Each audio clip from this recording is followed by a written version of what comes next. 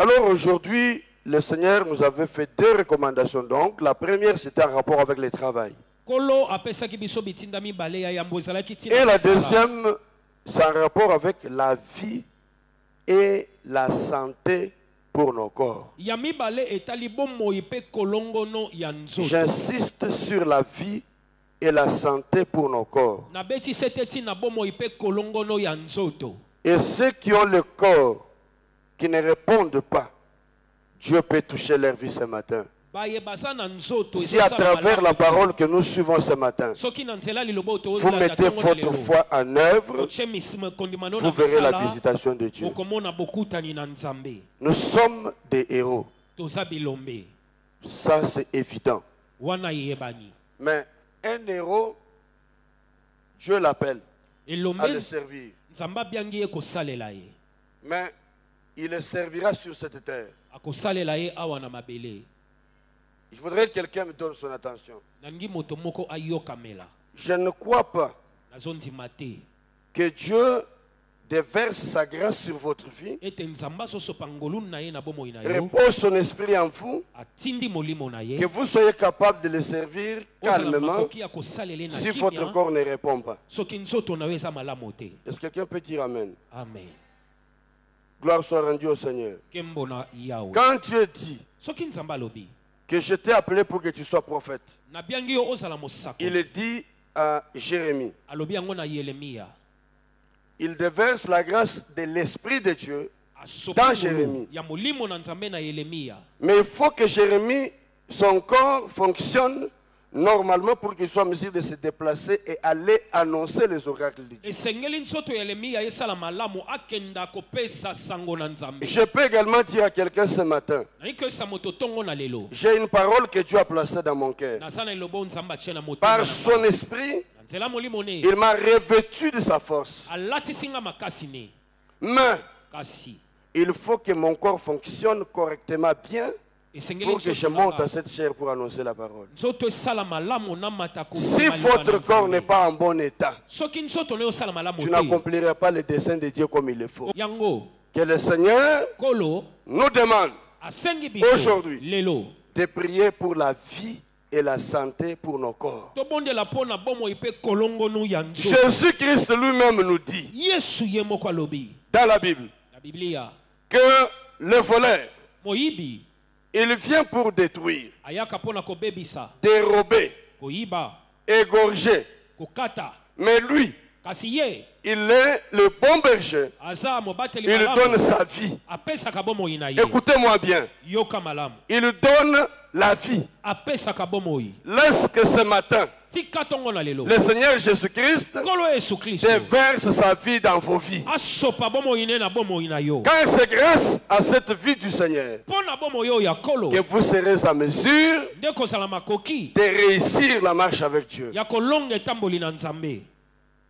Si lui vient pour voler, si lui vient pour détruire, il détruit quoi? Je voudrais dire à quelqu'un qui est né de nouveau ce matin que le ciel est ouvert. Et la Bible dit qu'il y a plusieurs demeures dans la maison de Dieu. Le diable, l'ennemi, même s'il vient pour détruire, il n'enlèvera pas votre place au ciel. Parce que là, il n'y a pas accès. Mais il combattra votre vie sur cette terre. Est-ce que quelqu'un me comprend bien? Amen. S'il détruit, il ne détruira pas la vie éternelle en toi. Est-ce que quelqu'un est avec moi? Amen. Il ne détruira pas l'Esprit de Dieu en toi. Il détruira ce qui est terrestre que Dieu t'a donné pour que tu vives. Dieu dit créons l'homme à notre image. Il le créa en son image et il souffla en lui l'esprit de vie. C'est cet esprit de vie qui a rendu ce corps vivant. Est-ce que quelqu'un me comprend bien? Amen. Il forma le corps. Alléluia. Amen. Ce corps formé n'avait rien de vie en elle, en lui. Mais il a fallu qu'il souffle. L'eau qui a soufflé, le corps a commencé à avoir vie. Je voudrais dire à quelqu'un, si l'Esprit de Dieu demeure en vous, votre corps doit reprendre vie. C'était de la terre, de l'argile, de la poussière, formée sans vie. Alléluia. Amen. Ceux qui n'avaient pas de vie recevaient l'Esprit de Dieu. Parce que cet Esprit de Dieu demeure en vous, votre corps mortel reprendra vie ce matin. Nous allons lire un passage de la Bible. Romains 8, versets 10 et 11. Nous allons lire dans la version, la Bible du Semeur. Or, si le Christ est en vous, votre corps reste mortel à cause du péché, mais l'esprit est source de vie. Parce que vous avez été déclaré juste. Verset 11. Et si l'esprit de celui qui a ressuscité Jésus d'entre les morts habite en vous, celui qui a ressuscité le Christ d'entre les morts rendra aussi la vie à vos corps mortels par son esprit qui habite en vous. On acclame la parole de Dieu.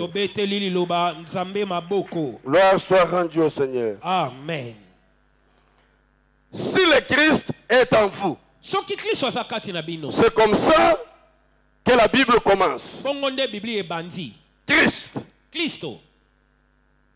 Est-ce qu'il y a quelqu'un qui a Christ en lui ce matin? Je veux vous relater le processus de cette vie qui est en vous, de ce qu'elle vient accomplir. Alléluia. Amen. Au fait, Jésus-Christ ne vient pas pour vous laisser mourir dans le mal. Il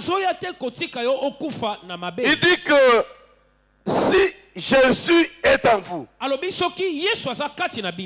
le corps, il est vrai. Comme la Bible dit, il est mort à cause du péché. Notez bien. Christ en vous.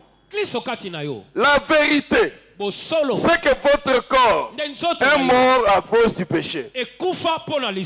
Je voudrais dire à quelqu'un, si le corps aujourd'hui a un problème, c'est à cause du péché. Mais Christ est en vous.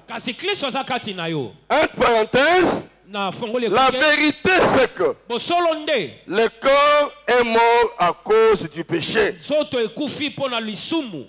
Mais l'esprit est vie. Alléluia. Amen. Parce que l'esprit est vie. L'esprit de Dieu, il vient habiter en vous.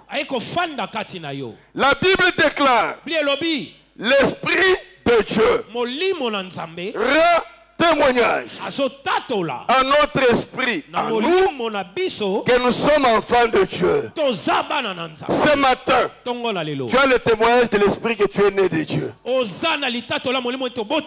que tu es né de Dieu, tu as reçu la vie de Dieu. Pourquoi le corps est mort à cause du péché? Parce que les hommes ont abandonné les voies de Dieu. Mais toi, le Seigneur t'a récupéré. Christ est en moi. Depuis le temps que j'ai compris que Christ est en moi, je me dis, même si mon corps était mort à cause du péché, c'est lui qui est en moi amène son esprit et l'esprit est vie. Alléluia. Amen.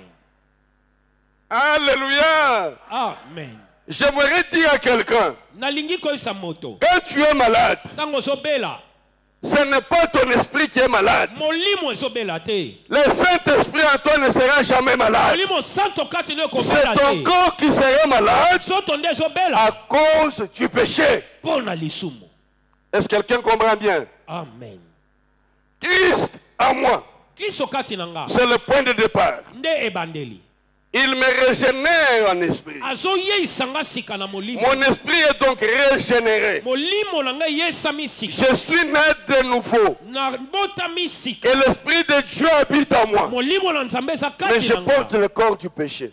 C'est comme cela que la maladie, les problèmes ne toucheront pas mon esprit. Ils toucheront mon corps. Pourquoi? Le corps est mort à cause du péché. Mais l'esprit de Dieu vient habiter dans mon esprit. Nous sommes d'accord? Maintenant la suite.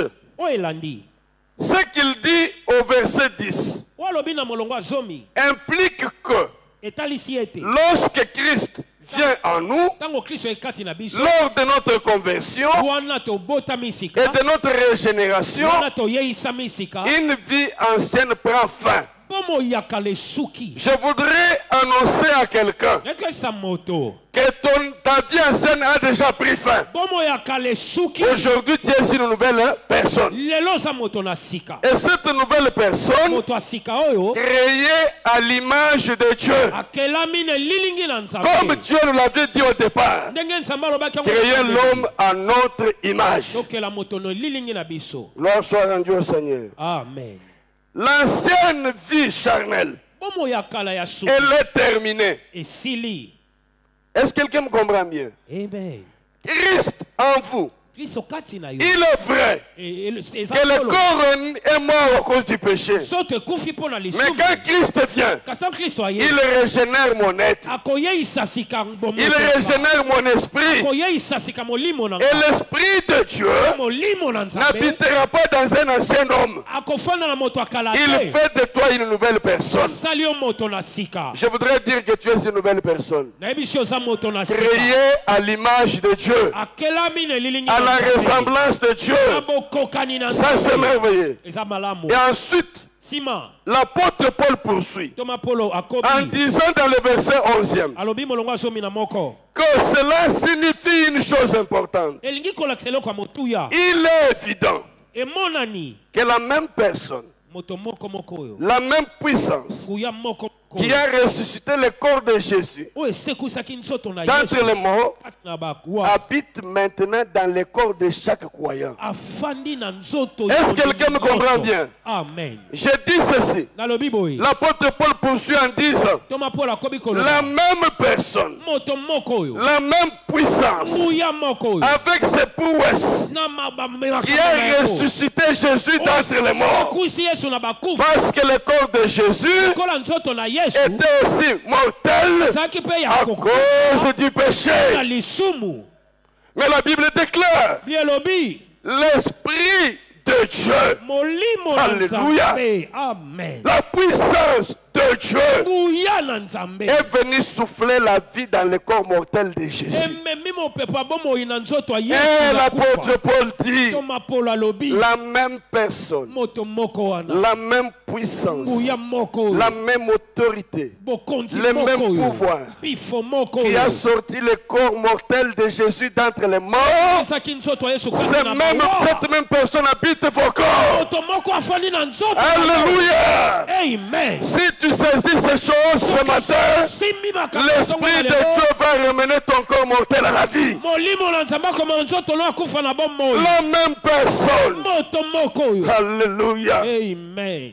Alléluia. Amen. C'est la même personne qui a enlevé Jésus de la mort. Jésus, quand il est sorti au 3e jour de la résurrection, la puissance qu'il a sortie, c'est la puissance qui habite dans la vie du croyant. Il faudrait que cette parole commence à réveiller le héros qui est en toi. Tu es un héros. La mort avait bloqué Jésus dans la tombe. Jésus ne pouvait pas monter au ciel parce que son corps était affaibli, frappé à la croix. Si ton corps était frappé ce matin, je vais te dire que la même puissance qui a ressuscité Jésus va réveiller ton corps de la mort. Même si le monde a déjà décidé, ce matin, c'est une matinée de la résurrection de vos corps. Une matinée de la restauration de nos vies. Une matinée de la vie de Dieu à nous. Alors je disais que l'apôtre Paul dit, c'est que cela veut signifier. C'est l'intelligence de la parole de Dieu en Paul. Je disais qu'il veut dire ceci. Que la même personne, la même puissance qui a ressuscité Jésus d'entre les morts habite maintenant dans le corps de chaque croyant en Jésus-Christ. Alléluia. Amen. Alléluia. Amen. Et si tu te soumets à cette puissance-là, cette puissance-là ramène la vie là où il y avait la mort.